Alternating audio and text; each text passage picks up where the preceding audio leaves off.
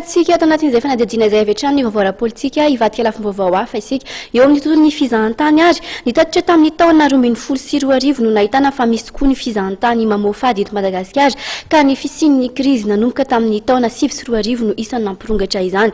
Ny fanadihadiana natao tamin'ny volana janoary lasa teo no nahitana fa maro anisa ireo ankizy tsy ampy taona miditra amin'ny tsisihatra ity ary manomboka eo amin'ny 300 ariary ny sara ny fiarahamatory indray mandeha. Fanadihadiana izay rana miravaka andrimanala eo amin'ny sariny Stefana Razafy Manjemby. 300 ariary miakatra no sarany ambany indrindra ary mahatratra 3 hetsy ariary ny sarany fiarahamatory indray mandeha. Fa ny maro anisa amin'izany izany hoe mahery ny 700 no latsaky ny 4,000 ariary ny sarany fiarahamatory indray mandeha. Io ny vokatra vonjimaika ny fanadihadiana tamin'ny volana janoary tamin'ity taona ity izay nitanterahany fikambanana ECPIT na ny End Child Prostitution and Trafficking izay miady amin'ny fanararotana ara-nofa tao amin'ny ankizy.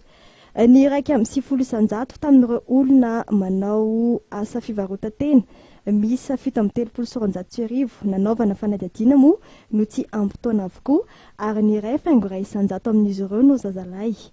Maro anisa tamin'ireo nanaovana fanadihadiana no eo anelanelany 12 sy 17 taona ary ireo tsy ampy taona no tena mahaliana ireo mpanjifa. Manao an'io sehatra anankiray io noho ny fahasahiranana ara-bola iainana sy ny ao amin'ny fianakaviana. Ao anatin'izay ihany koa ny fahasahiranana ao anatin'ny tokantrano izay mifandray amin'ny fisaran'ny ray aman-dreny, ny fiverenan'ny ray aman-dreny mivady ka tsy dia mandray anjara firy intsony amin'ny firarahianany zanany.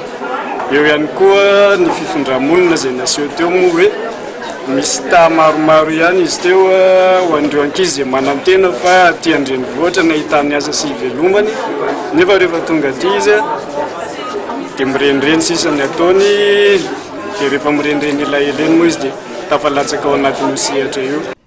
Any amin'ny toerana fanorana fanaovana karaoke, bar ary amoron-dalambe moa no iasany izy ireo amin'ny ankapobeny dia ny fihaonana mivantana na amin'ny alalan'ny mpanera na ihany koa amin'ny alalan'ny anson-tarobia no anaovana ny sera.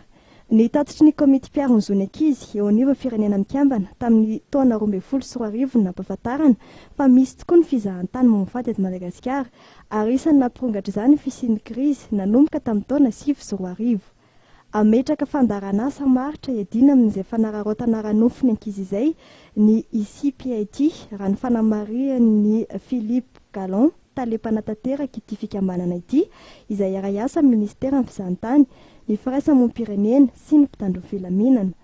Anohy ny tetikasa amin'ny fitiliana ireo tanora sy ampiditra azy ireo amin'ny asa mendrika ihany koa ity fikambanana ity.